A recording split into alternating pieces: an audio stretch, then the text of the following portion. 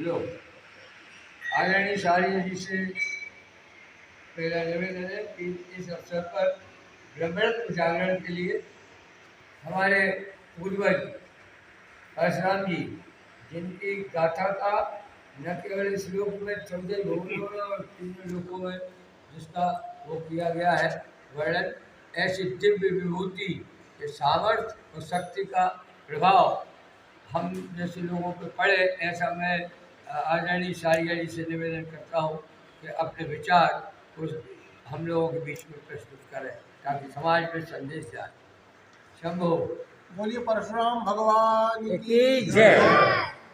परम आदरणीय मेरे सुहृद भैया मनमोहन जी मुदगल और उपस्थित सभी विप्रबंध, आज बहुत ही भारतीय संस्कृति का उत्तम दिवस है अक्षय तृतीया, और इस अक्षय तृतीया महापर्व पर ही भगवान परशुराम का आविर्भाव हुआ इस पृथ्वी के ऊपर।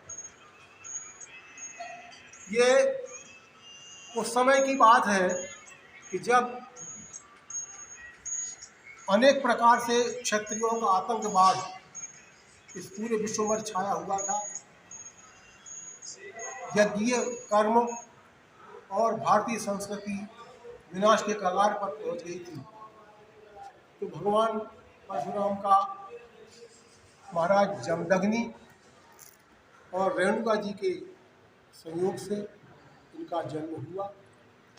भगवान विष्णु के जो 12 अवतार 16 अवतार हैं, इनमें भगवान श्री परशुराम का जो अवतार है, यह भी आवेश अवतार के रूप में माना जाता है।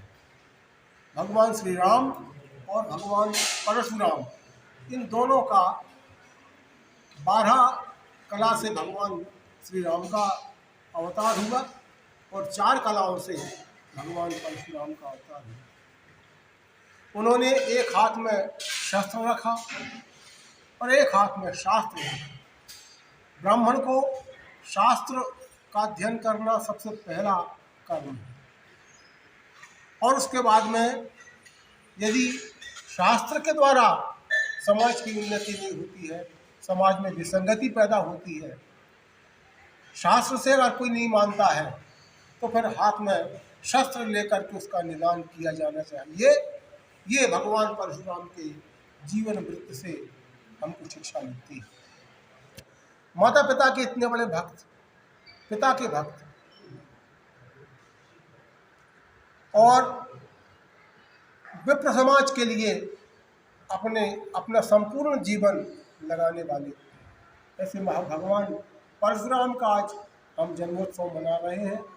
सोहागपुर ब्राह्मण सभा के द्वारा यह कार्यक्रम आयोजित किया गया, और हमने इस कार्यक्रम को, क्योंकि ये कोविड महामारी का समय चल रहा है, तो भले हमारी उपस्थिति कम है, लेकिन हमने विधिवत भगवान परशुराम का पूजन किया।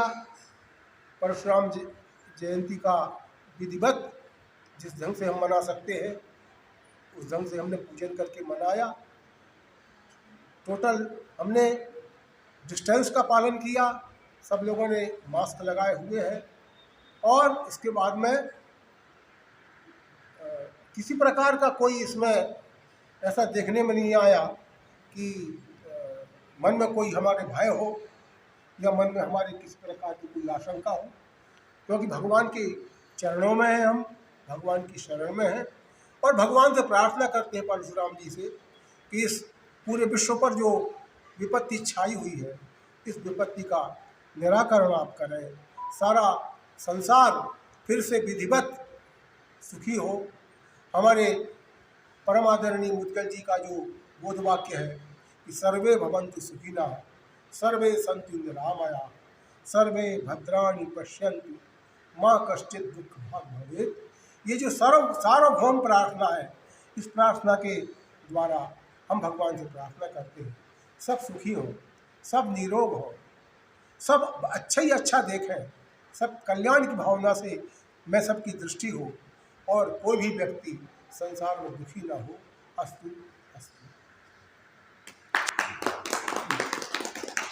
और इसके पश्चात हमारे आदरणीय व्यास जी भी इस विषय में अपनी उद्गार रखें।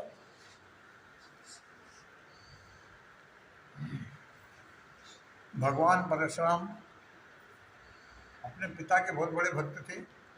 उसका एक छोटी सी कथा है साथ में। एक बार उनके पिताजी ने आदेश दिया अपनी माता का सिर काट दिया।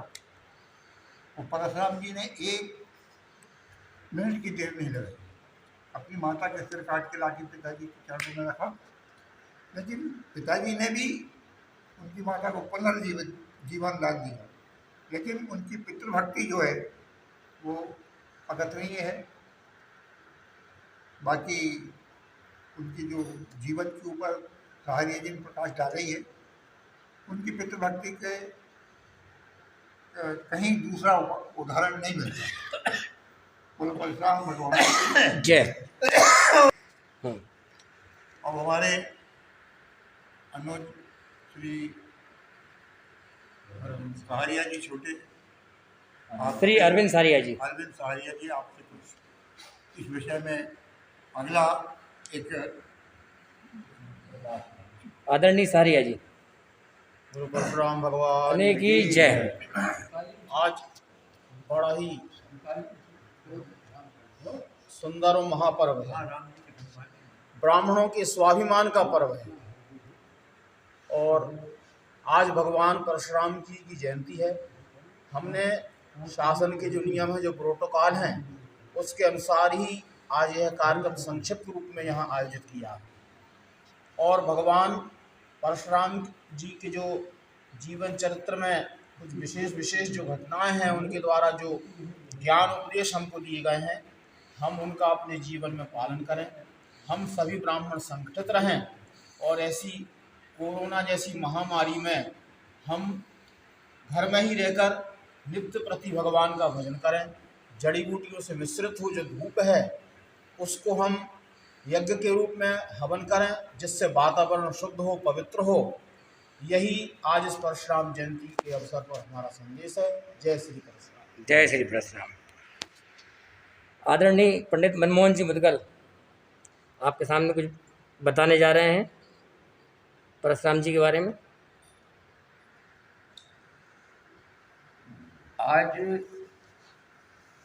आज क्या हम सनातन धर्मियों को कोई न कोई ऐसे त्यौहार प्राप्त होते हैं जिनके द्वारा हम अपने अंदर ब्रह्मत्व जागृत करें। उसमें सर्वोपरि उत्सव, जन्मोत्सव हमारे पूज्य परशुराम जी के आचरण से, उनकी क्रियाकलापों से हमें क्या प्राप्त होता है या होगा, इस विषय में जरूर हमें जानना चाहिए। रामचरितमानस कहते हैं, मात पिता और गुरु की वाणी बिना ही विचार कर ही सुन जाती। बाबा तुलसी ने इशारे किए हैं। उन इशारों में ये स्पष्ट हो जाता है कि जिन जिन ने माता पिता और गुरु की वाणी को स्वीकार किया है, उनके आदेश के पालन के बाद यदि उनकी क्रियाओं से कुछ अनिष्ट हुआ है, तो जिन्होंने आदेश दिया था वही उस अनिष्ट का तत्काल निवारण करते थे। उसका सर्वोपरि प्रमाण है हमारे परशुराम जी महाराज, जिनका आज हम जन्मदिन मना रहे हैं। एक वृतांत है, एक कथा है कि महात्मा जमदग्नि पूजा के लिए बैठे हुए थे। अपनी पत्नी को आदेश दिया कि जल भरकर लेके आओ, और वो जल भरने गई। और रेणुका नाम इसलिए था कि रेत का ही पात्र बनाती थी और उसी में वो जल लेके आती थी। परंतु उस जल में कुछ किलोल कर रहे थे देवता लोग या किन्नर या गंधर्व जो भी हो उस समय। उनको देखकर कुछ विलम्ब हो गया लाने में। महात्मा त्रिकाल दृष्टा थे, वो लेके आए। तो उन्होंने कहा विलम्ब क्यों हुआ, तो निवेदन कर ही रही थी। तब तक महात्मा परशुराम के चार भाई थे। परशुराम सबसे छोटे थे। पिता ने आदेश दिया बड़े भाई को, कहा माँ की गर्दन काट दो। उन्होंने कहा नहीं। दूसरे को कहा नहीं, तीसरे को कहा नहीं, परंतु चौथे परशुराम जी से जैसे ही जमदग्नि जी ने कहा कि बेटा तुम्हारी माँ का सिर अलग कर दो, उन्होंने तत्काल फरसा उठाया और गर्दन काट दी। भाइयों का भी वो बहुत प्रसन्न हुए, बहुत प्रसन्न हुए। भाइयों को वो भी। प्रसन्न होकर ये कहा आगे बेटा, नहीं मांगी। कहा जो चाहे सो मांग ले, मैं तुझ पर बहुत प्रसन्न हूँ। कहा यदि आप मुझ पर प्रसन्न हैं तो मेरी माँ पुनः जीवित हो जाए। ये सिर जो अलग हुआ जड़ से, उन्होंने अंजलि में जल दिया और जल के छींटे मारे और रेणुका जी पुनः। इसका अर्थ क्या हुआ? इसका अर्थ यह हुआ कि ब्राह्मणों में वो सामर्थ्य था, वो शक्ति थी, वो गुण था, वो त्रिभुवन को हिलाने की सामर्थ्य रखते थे। जब ब्राह्मण रोष में आते थे तो भगवान जो जगत का नियंता है वो भी चरणों में गिरकर क्षमा मांगता था। भृगु जी ने लात मारी, परंतु भगवान ने उनको कुछ नहीं कहा, बल्कि ये कहा कि मेरा सीना बहुत कठोर था, आपको चोट तो नहीं लगी। मतलब ब्राह्मण को सम्मान आदि अनादि से सृष्टि बनाने वाले ने दिया है, परंतु बड़ा अफसोस है आज के युग में ब्राह्मणों का तिरस्कार किया जा रहा है। और तिरस्कार क्यों ना हो, क्योंकि ब्राह्मण ब्राह्मणत्व को छोड़ चुका है। ब्राह्मण केवल अर्थ के पीछे दौड़ रहा है। ब्राह्मण ने मानव जीवन का अर्थ निकालना बंद करके केवल किसी भी स्थिति से, किसी भी तरीके से हमें पैसा प्राप्त हो, हम चिन्मंगने नहीं हैं। लोग कई बार जब ब्राह्मण कभी कभी ऐसा बोल देते हैं कि हम तो भैया भिक्षावृत्ति वाले, ना ना ना, ब्राह्मण भिक्षावृत्ति वाला नहीं था, न है। ब्राह्मण इच्छावृत्ति वाला था, जो इच्छा करे मनमाही और प्रभु प्रताप, और प्रभु का प्रताप ब्राह्मण के द्वारा प्रभु को प्राप्त हुआ है। ब्राह्मणों ने यज्ञ किया जब राम का जन्म हुआ, ब्राह्मणों ने यज्ञ किया जब कृष्ण का अवतार हुआ। ब्राह्मण की इस महिमा, इस असीम शक्ति को पहचानने की सामर्थ्य शायद संसार में किसी के अंदर नहीं, मगर ब्राह्मण खुद तो जाने कि हम क्या कर सकते हैं। ये कोरोना, अरे काय का रोना, किस बात का रोना? कोरोना, अरे करोना, क्या करोना? ठंडा पानी नहीं, इस आपत्ति काल में बैठकर हर घर में कम से कम पंच आहुति जो ब्राह्मण को बताई गई थी वो की जाए, हनुमान चालीसा किया जाए, सुंदरकांड किया जाए, हनुमान अष्टक किया जाए, या जिसका जो देवी देवता है उसका स्मरण। पूजा के लिए कोई सामग्री मत लाओ, कुछ मत करो यदि असमर्थ हो, परंतु जिज्ञा तो तुम्हें दी है, तुम्हारा मन तो है तुम्हारे पास, उस मन की आहुति जो जिज्ञा द्वारा उसका नाम स्मरण करो। मुझे पूर्णतः विश्वास है यदि मैं ब्राह्मण कुल में जन्म लिया हूँ तो मेरी वाणी मिथ्या नहीं होगी, क्योंकि मैंने अनुभव किया है। किसी ने मेरे को आवाज़ लगाई और मैंने उसको कहा ये काम कर ले, और उसने वो किया। कुछ देर बाद उसने मुझे फ़ोन किया, मैंने कहा मैंने नहीं किया, तूने समर्पण किया ब्राह्मण के चरणों में, और ब्राह्मण की वाणी से जो प्रभाव हुआ वो तूने जाना। जब मैं तुच्छ साधारण सा ब्राह्मण इस बात को करा सकता हूँ, कर सकता हूँ, तो हम सब ब्राह्मण जो जनेऊधारी है कर्मकांड भूल गए, जनेऊ नहीं डालते, जनेऊ फुटिया पे टांग देते हैं, बदलना पसंद नहीं है, धोती पहनना छोड़ दिया है। ब्राह्मण तो जगेगा कैसे? ब्राह्मण केवल मंत्र बोलना या कथा कर देना, कथा माय देना, ये ब्राह्मण का गुण नहीं है। ब्राह्मण का गुण स्वयं अपने आप में उस अस्तित्व को जो पिताजी ने तुम्हें दिया है, पिताजी के वीर से तुम्हें जो प्राप्त हुआ है, उस अस्तित्व को यदि आप अपने व्यक्तित्व में डालेंगे तो आप व्यक्ति नहीं महाव्यक्ति बन जाएंगे, जैसे परशुराम जी बने। परशुराम जी को क्रोधी कहते हैं। परशुराम जी ने सभी क्षत्रियों का विनाश नहीं किया था।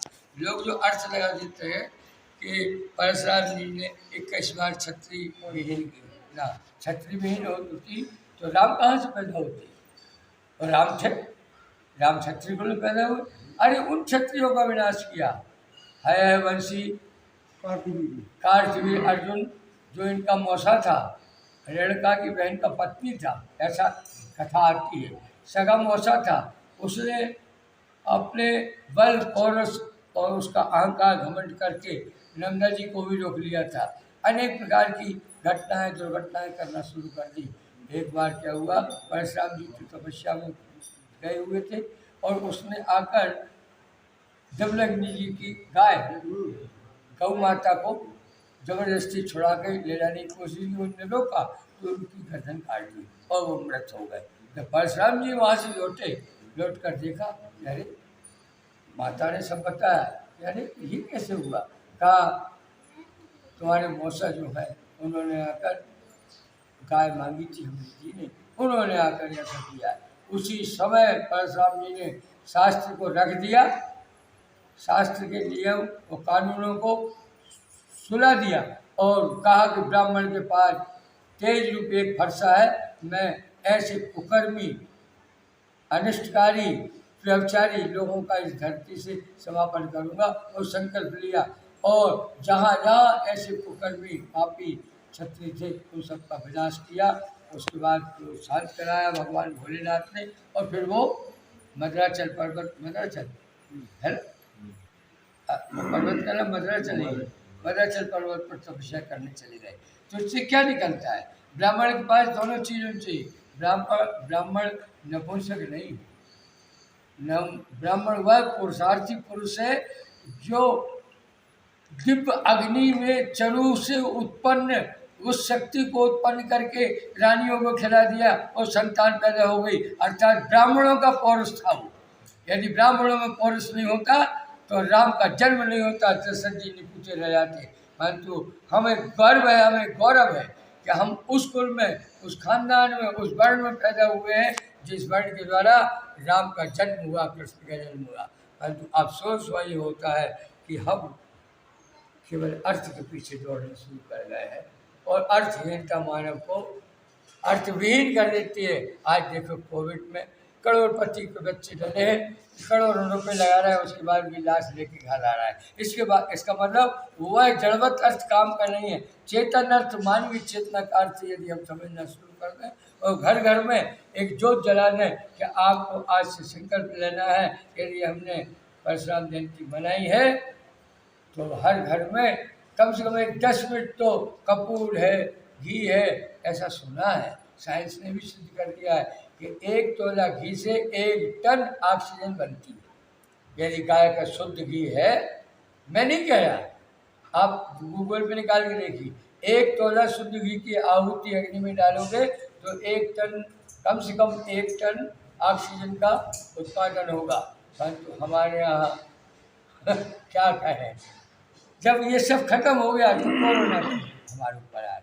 जो मांस खाने वाले लोग हैं वो बैक्टीरिया छोड़ सकने में समर्थ हैं और हम सात्विक जीवन जीने वाले लोग बैक्टीरिया को समाप्त करने में असमर्थ हैं। इससे बड़ी नपुंसकता आज क्या हो सकती है। आज अक्षय तृतीया है, तृतीया का मतलब 3 गुण, सत्य रज तम, इन तीनों गुणों को हम अपने कर्म मनसावाचक कर्म से समान रूप से समर्थमान बना लें तो अक्षय तृतीया मनाने का लाभ हमें मिलेगा और परशुराम जी का प्रसाद और आशीर्वाद हम सब ब्राह्मणों को मिलेगा। मैं संदेश देता हूँ समस्त साधु संत पुनिया पड़ियार पंडा मंडलेश्वर शंकराचार्य आदि के चरणों निवेदन करके उनके पास जो भी शक्तियाँ हैं, सामर्थ्य है, उनका प्रयोग इस कोरोना बीमारी को भगाने में लगाए, न कि किसी का विनाश करने में, किसी को क्षति पहुंचाने में जो हम लगाते रहे। आज के बाद ऐसा कर्म बंद करके अपनी समस्त पूजा, अपनी समस्त क्रिया, अपना समस्त साधन कोरोना महामारी को भगाने में और इसको उत्पन्न करने वाले चीन की साम्राज्य को भी चेतना मिल जाए, ऐसी कुछ युक्ति हम निवेदन करते हैं। आज आप आए, साधुवाद, प्रसन्नता हुई। पूरा जो भी आपने हमने किया है वो नियमों से, कानून की परिधि में, मास्क लगाकर, सैनिटाइजर, डिस्टेंसिंग का पूरा ख्याल रखते हुए परशुराम जी की जयंती मनाई। परशुराम जी के चरणों में पुनः निवेदन नम्न करते हुए एक वाणी बोली करती है, सर्वे भवन्तु सुखिनः, सर्वे सन्तु निरामया, सर्वे भद्राणि पश्यन्तु मां कश्चित् दुःखभाग् भवेत्। शंभो शंभो शंभो। हमारे दीपक तिवारी जी सोमपुर से आज उपस्थित हैं, ये अपने विचार व्यक्त कर रहे हैं। पंडित जी, भगवान श्री परशुराम जी की जय। आज परशुराम जयंती के इस पावन पुनीत अवसर पर उनका विधिवत पूजन किया गया। पलाश परिसर से शंभु दरबार में प्रतिवर्षानुसार इस वर्ष भी श्री परशुराम जी का विधिवत पूजन किया गया। एवं वर्तमान में जो कोरोना की महामारी का जो प्रकोप छाया हुआ है इस विश्व में, इसको ध्यान में रखते हुए सोशल डिस्टेंसिंग का पालन करते हुए मास्क लगा करके भगवान का भजन पूजन यहाँ विद्वत जनों द्वारा वेद ध्वनि द्वारा उनका विधिवत पूजन किया गया एवं यहाँ आए हुए सभी महानुभाव विप्र देवतागण, हमारी सुहागपुर नगरी के सभी विद्वत जन एवं पूज्य श्री महाराज जी द्वारा आज परशुराम जयंती के अवसर पर संबोधन भी दिया गया। मैं केवल इतना कहना चाहूँगा कि आज परशुराम जी का जो हम पूजन करते हैं प्रतिवर्ष, तो परशुराम जी की जीवन जो उनका जीवन चरित्र है उसको ध्यान में रखते हुए हम उनका पूजन क्यों करते हैं या हमें इससे क्या प्राप्त होता है। मेन उद्देश्य भगवान परशुराम जी का पूजन करना क्या है, तो मेरे मेरे विश्वास से मैंने अभी तक जो देखा है, प्रतिवर्ष जब हम परशुराम जी का पूजन करते हैं तो परशुराम जी के पूजन के द्वारा ब्राह्मणों को क्या प्राप्त होता है। ब्राह्मणों को संकल्प शक्ति प्राप्त होती है, दृढ़ संकल्प शक्ति। और जैसा कि श्री रामचरितमानस में लिखा गया है कि माता पिता और गुरु की वाणी की नहीं विचारी करे सुख जानी, इसका पूर्ण उदाहरण परशुराम जी द्वारा दिया गया है। जैसे कि उनके पिताजी ने जो उनसे एक ही बार वचन कहा और उनने तत्काल उसका पालन किया। उसके बाद ब्राह्मणों के शक्ति का जो परिचय है परशुराम जी द्वारा प्रदत्त है। सभी लोग जानते हैं कि ब्राह्मणों के पास कितनी शक्ति होती है एवं वेदों में भी इसका वर्णन है कि जब हमने देखा कि वामन अवतार भगवान ने रखा तो पहला चरण पृथ्वी पर रखा। सभी लोग जानते हैं कि प्रथम मंद ही प्रथम महीश्वर चढ़ना, ये जो श्लोक है ये वेद का है। इसके द्वारा भी हमें ज्ञात होता है कि भगवान परशुराम जी ने 21 बार क्षत्रिय विहीन पृथ्वी की है। तो ब्राह्मणों के द्वारा ये पहले से ही ब्राह्मणों की ही भूमि रही है और आज भी ये ब्राह्मणों के द्वारा जो है इसको बचाया जा रहा है। इस कोरोना महामारी के कारण जगह जगह यज्ञ हवन पूजन इत्यादि कर्म किए जा रहे हैं। महाराज श्री के दरबार में भी आज करीब कुछ दिनों पहले भी यहाँ हवन पूजन हुआ था एवं नवरात्रि में भी हवन पूजन किया गया। और महाराज जी द्वारा प्रतिवर्ष समय समय पर ऐसे शुभ कार्य किए जाते हैं। परशुराम जी द्वारा हमें और क्या प्राप्त होता है। परशुराम जी के आशीर्वाद से हम लोगों को इन सभी चीज़ों के साथ एक और बहुत अच्छी चीज़ है, भगवान का जब हम ध्यान करते हैं तो हमें निर्भयता भी प्राप्त होती है। इससे हम हमारे जो ब्राह्मणों को निर्भयता का जो वरदान है परशुराम जी द्वारा दिया गया है। ब्राह्मण जो है परशुराम जी का पूजन करें, निर्भय रहें एवं अभी वर्तमान काल की जो परिस्थिति चल रही है उस अनुसार अपने घर पर रह कर के ही भजन पूजन करें। और इसी के साथ जय हो श्री परशुराम जी महाराज की। आगे के जो परशुराम जी के विषय में आगे हमारे बड़े भैया जो व्याख्यान देना चाहेंगे, आदरणीय श्री प्रकाश जी मुदगल, इनसे निवेदन करूंगा कि दो शब्द परशुराम भगवान की जय।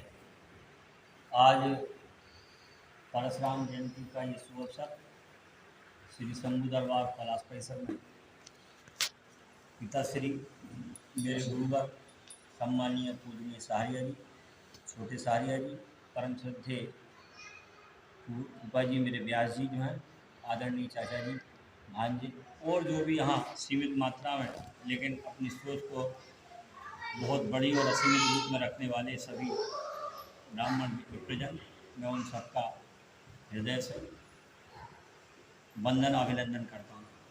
परशुराम जी के विषय में जो है, भगवान विष्णु के छठवें अवतार के रूप में हम सब इन्हें जानते हैं और कर्तव्य निष्ठा, कर्तव्य पालन, ये भगवान परशुराम के द्वारा हम समस्त विप्र समाज को बहुत बड़ी ताकत के रूप में प्राप्त हुई है। जैसा कि पूर्व वक्ताओं ने कहा कि परशुराम जी का आदर्श हम सबको विप्र समाज के बंधुओं को अपनाना चाहिए। निर्भीकता तो उनके द्वारा हमें प्राप्त है, लेकिन एक वचनबद्धता और कर्तव्य पारणता भी बहुत बड़ी उनसे हमें शिक्षा प्राप्त होती है। वर्तमान में ब्राह्मण समाज के अंतर्गत ये देखा जा रहा है कि कहीं न कहीं कुछ ज़रूर ऐसा है जो कि ब्राह्मण वर्ग अपने आप में कभी कभी कुछ असीमितताएँ और बहुत ज़्यादा सोच लेता है, उसके कारण उसे कहीं कुंठित होना पड़ता है। जबकि परशुराम जी के विषय में ये है कि परशुराम जी जो सोचते थे वो पूरा होता था, लेकिन उसके पीछे सबसे बड़ा कारण था कि उनकी निष्पक्षता, उनकी ईमानदारी, उनकी कर्तव्यनिष्ठा ये थी।